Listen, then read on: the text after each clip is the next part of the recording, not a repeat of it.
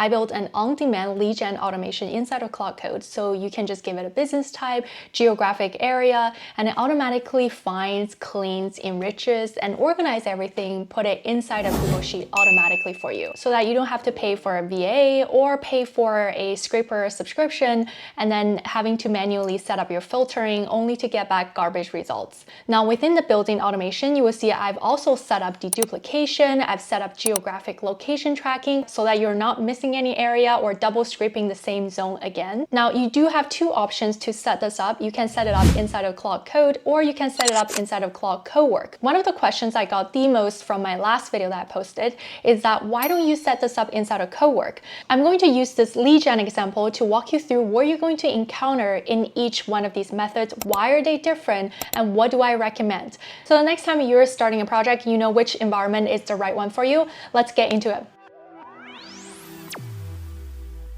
For this lead gen automation setup, the workflow is going to look very similar whether you set it up inside of Claude Code or Claude Cowork.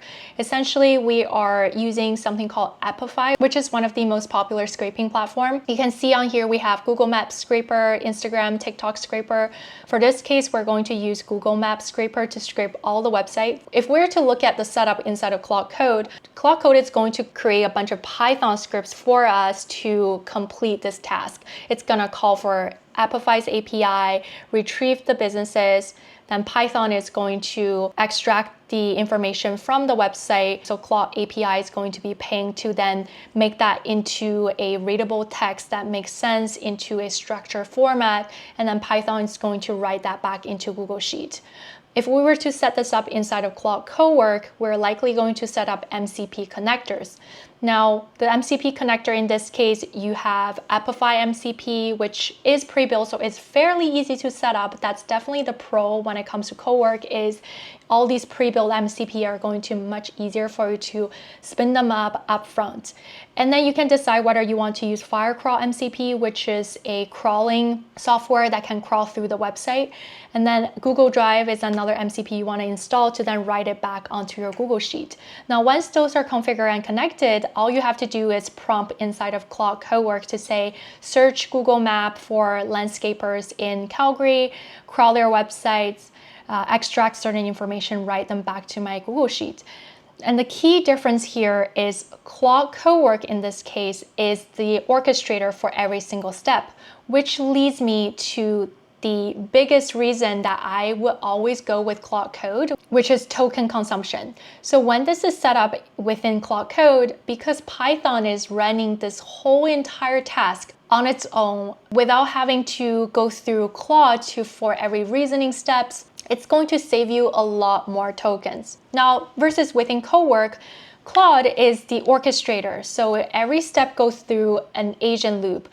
And if you were to set up Firecrawl, it actually consumes a lot of tokens because Firecrawl returns HTML and Claude has to read through that huge context each time. And as you scrape more leads, that context also expands. So roughly with MCP setup, you're going to consume 300 to 700 more tokens with the same automation. There's also something called MCP tax. So if you didn't know, all the MCP connector that you have set up is also consuming a sizable token on every single project, even if you're not using it. So here's a trick for you is make sure you disable some of your connector or MCP connector if you're not using it for a specific project because they do consume some tokens. And if you think about it, each MCP comes with a pre-built list of tool calls and you're not necessarily using every single tool call on every task. So all of that is not the most efficient way to run a specific automation. And for me, I would say I'm always going to go with Claude Code because in the case when the task is simple and trivial, I'm probably not going to waste any token on Cowork because I'd rather save that for more complex tasks that I'm going to do it with Claude Code. And if the task is complex and needs customization, I'm obviously going to set that up inside of Claude Code because I get full control, flexibility of however I want to set up. I'm not constrained in terms of the tool calls that come within the MCP, and you're spending less token doing it. Okay, now we got that out of the way, let's start building this inside of Claude Code. And what we're about to build is essentially an AI agent. It scrapes, it processes, it outputs all automatically. And if this got you thinking about what else you could automate, HubSpot and Futurepedia put together a free AI agent cheat sheet. It actually covers both Claude Code and Cowork side by side, plus 5 other agent tools. The one worth looking at if you like what we built today is the Zapier agent section, because once you have those leads in your Google Sheet, you can use Zapier agent to automatically route each one into a CRM, draft an outreach email, and notify the right person, all without touching it manually. For each one, it tells you the setup time, cost, best use cases, and gives you copy-paste starter prompts so you're not starting from zero. Grab it for free in the description, and thank you HubSpot for sponsoring this video. Now to get started, you're going to want to download a code editor, and you have the options to whether access Claude Code in the Claude desktop app or from your terminal. And I just prefer using a code editor, and that's the preferred method by a lot of people, just because in this case, Claude Code being your coding assistant, it just works the best and you have the most visibility inside of a code editor. And we'll see it in a second here why I prefer it this way. So go ahead and download VS Code for free. And once that's installed, you're going to want to set up a folder for this specific project. And in this case, I'm just gonna call it lead gen, and you see that I've already have one set up, so I'm just going to call this one lead gen 2. So you can see I have everything organized under Claude folder, and I have all these other projects going on. So whenever you're running your project, you're going to open up this folder inside of your code editor, and it's going to allow it to essentially operate within the folder. So once VS Code is installed, you're going to click on the extension tab here and search for Claude Code if this was your first time, and go ahead and install Claude Code from here. Once that's installed, you should be able to see this icon showing up on the top, and you can just click that open. You'll be starting to chat with Claude Code. And in order for my code editors to start operating within the file that I've just created, I'm going to click on open folder, click on Claude, and open up the folder that I just created. And now you can see that the file directory is showing this folder name. So if you look at this interface, you can see I have my coding assistant over here, so I can start chatting with Claude, and anything that Claude creates, it will get put in this file directory. So you can see in real time all the file that it generates, and you can also pull up any script file, and it will bring that up into this tab so you can see it side by side. It's just a much nicer way to work through your projects. Now to get started, you have 2 options. Option 1 is you can open Claude Code and just word dump your requirements, tell it what you want to build, and let it work through the architecture with you from scratch. It's actually really simple, and my biggest tip is to turn on plan mode and turn on the highest model, which is Opus 4.7 right now, and let it work through the architecture, the plan, before you switch to a lower model to execute the task. Now, option number 2 is you can download my skill file and all the scripts that I will be leaving in the description. That's something I've created with Claude prior after a couple hours setting this up. So you can start from the same starting point and just drop all the files inside of your file folder. So for this project, I'm going to go ahead and bring in the skill MD file into this new folder. I'm also going to bring over all the scripts over to this new folder that I've just created. Okay, once you have uploaded these files, go ahead and open up the MD file. So each time when you ask a question, Claude is actually reading this MD file to understand the context of the whole project and then providing an answer or take an action. So the more concise your MD file, the better it is for token saving. You can see here I have the objective, the constraints, the workflow, tools, output format. And one thing also to know is this is a living document. So once you install this MD file, you can read through this and decide if something that doesn't fit your business need and just go ahead and make the change according to your needs. For example, I have here skip businesses with rating less than 3 because I don't want to pull those websites information, but that's probably not true for your business. So whenever you make a change inside of the MD file, you can also chat with Claude and make sure that all the scripts are updated. Things I want to point out within my workflow, including one is the deduplication process. So I'm using a assign internal ID to keep track of all the scrape leads and making sure I'm not duplicating any rows inside of my final document. I also have something set up for sub-region completion tracking, and that's just going to help your Claude Code to understand where it has left off each time so that it can resume the next region without double scraping something that you've already done. Another thing that I've understood pretty early on, specifically for this automation, is my Apify bill is dependent on how many results that we get back from Apify. So you want to make sure you filter out as much junk results as possible so you're not getting back a lot of results from Apify, paying for those results, but at the same time, it cannot use it.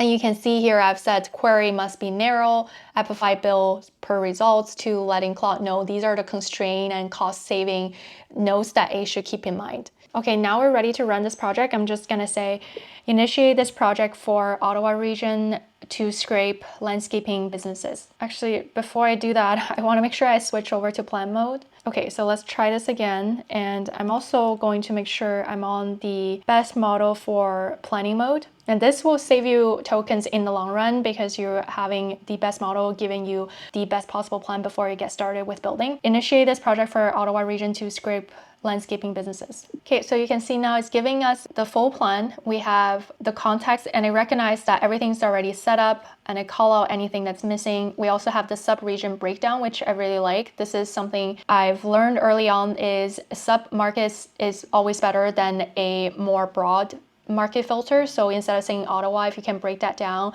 into sub area, you get the best results from Apify, because Apify is limited to how many pages it can scrape at a given time. So the more specific, the better. Anything that's missing is being called out here. So keep in mind, because we have the full plan here, so we're not trying to create something from scratch. It's more so to call out what are some of the things that we need to update in the script, what are something that's missing, and I'm just going to approve the plan and let's go from there. Okay, so now we recognize that we need to populate API keys, and there's a couple menu setup that we need to do on our end, and typically that's stored inside of a env file. So I'm gonna have it create the env file for us so that we just need to paste in the API key directly in there. It has already created this file, so we now need to grab some API keys, the Google Sheet ID, as well as the service account file. Again, if there's anything you are unclear on in terms of how do we navigate to that, you just need to talk to Claude and ask it to give you specific guidance. How do I obtain my service account file from my Google Cloud Console? Okay, so there are a couple things we need to do here. First, we need to go to Anthropic to obtain a API key. So I'm just gonna set that up from here. Lead gen, I already have lead gen 1 and 2, so let's call this lead gen 3. The second thing is to go to Apify and under setting, API and integration, grab and copy the API token from here. Then go to your Google Cloud Console. First, create a new project from here. Then under the new project, you want to first search Google Drive and make sure this is enabled. Then go to service account, set up a new service account if you don't already have one. And for me, I'm just going to copy this existing one that I've already created. Then you're going to share the Google Sheet that you've just created with that generated account. And from there, go back to Google Service, then click into the service accounts that was created, click on key, add a new key, click on create new key. That's going to download a JSON file from here. Because I already have it created, I'm not going to re-download it. And then drop that file inside of your folder structure, and I dropped it right here. So I also want to make sure that I rename it to what it had recommended, which is, I believe, just service account.json, right? I've already populated all my API key inside of this file and rename it to .env. So now I can just tell I've finished all my setup. I'm ready to proceed. Okay, so we have completed the smoke test and we've gotten around 13, 14 results. The phone number is here. There are some parsing issues where it's not formatting correctly, but I do have them grabbed here. Have email, business name, website, Google Maps, URL. Do you think there needs to be enhancement on the email extraction? Sometimes it's not grabbing it properly from the website. The other thing is that you can see after the test run, it's giving me some quality notes that I can go in and see if there's anything I need to improve on with the current scripts. I do think currently my business type queries are not giving me the best results. They're a little bit too narrow, and that's what I'm going to change. So I'm just going to go ahead and say, Based on what you see from the smoke run, do you think we should change the queries to be less narrow?